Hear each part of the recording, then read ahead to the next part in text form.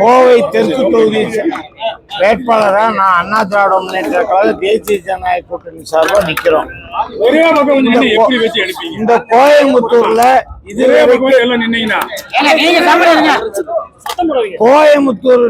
இதுவரைக்கும் எத்தனையோ தேர்தல் நடந்திருக்கு. இந்த அராஜகம் அட்டுழியம் இதுவரை இந்த கோவை சரித்திரத்திலேயே பார்க்காத தெற்கு தொகுதியில அட்டுழியம் அவ்வளவு அராஜகம் நடக்குது.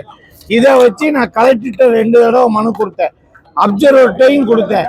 தேர்தல் ஆணையம் சுத்தமா ஒன் சைடா வேலை பார்க்குது.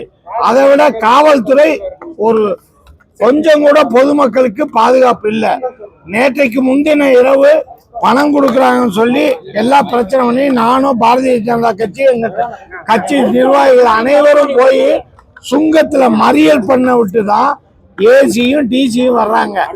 நாங்க ஆளுகளை பிடிச்சு கொடுத்தா கூட அந்த பணம் இருக்கால இவங்க விரட்டி விட்டு எம்டிஆல கேஸ் போடுறாங்க. அதுவும் கேஸ் போட்டு இது வரைக்கும் அரெஸ்ட் பண்ணல, சும்மா சிஎஸ்ஆரை கொடுத்துட்டு இருக்காங்க.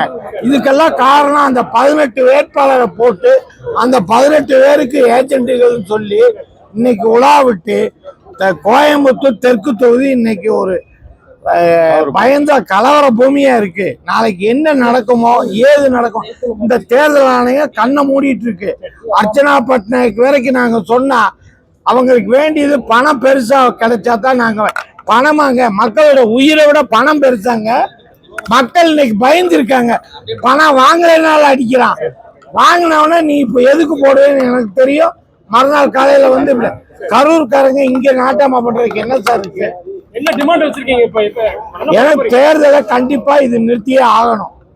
மக்கள் சுயமா வாழணும்னா பயம் இல்லாத தேர்தல் அப்புறம் எப்ப தேர்தல் கமிஷன் பண்ணுதோ அப்ப பண்ண. இந்த நாளைக்கு நடக்கிற தேர்தல் கண்டிப்பாக நடத்தக்கூடாது. உடனே மாவட்ட ஆட்சியர் வந்து சந்திக்கணும் என்ன சொல்ல போறீங்க? அதுதான் இதுதான் நீங்க அராஜகத்தை உச்சத்துல போயிட்டு இருக்கு. அதுக்கு எந்த நடவடிக்கை எடுக்க மாட்டாங்க. ஒரு நடவடிக்கை இல்லை. நீங்க பிளைன்ஸ் கோட் எதுக்கு சார் இருக்கு? பறக்கும்படி என்ன சாதாரண மக்கள் கல்யாணத்துக்கு மளிகை ஜாமான் வாங்க போறாங்க, 50,000 ரூபாய் ஆஸ்பத்திரிக்கு போறவங்கள ஆணி வேற அச்சு வேற செக் பண்றீங்க. ஆனா நாங்க பணத்தோட இருக்கு, பணத்தோட கொடுத்த பார்ட்டியை நீங்க விட்டுறீங்க. இன்னைக்கு காலையில 30 கோடி பிடிச்சிருக்காங்க அழகப்ப செட்டியார் வீதியில.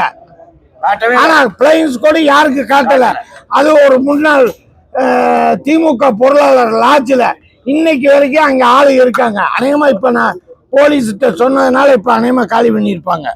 போய் பார்த்தா இப்ப அன்ரிஜிஸ்டர் ஒரு லாட்ஜில் வந்து தங்கினா நம்ம போனா என்ன கேட்கறாங்க? ஆதார் கார்டு கேட்கறாங்களா இல்லையா?